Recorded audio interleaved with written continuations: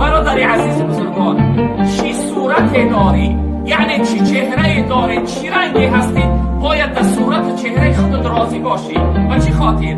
نقاشی تو، صورت کشی تو الله رب العالمین است. الله علمی صورتی که داری علمی را برای تو دوست داشت.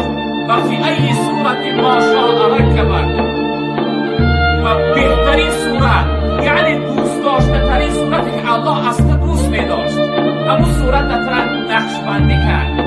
یصورکم فی الارحام کیف یشاء. رب العالمین میگه در اون رحم مادرتون، در اون جای تنگ و تاریک، من شما را صورت کشی میکنم. چی رنگی که دوست میدارم، چی رنگی که میخواهم. آیا برادری از چهره خدا، از این رنگ و یعنی روی خدا آیا راضی هستی یا نیست؟ باید راضی باشی، باید راضی باشی، اما مغرور نشی، فریب نخوری.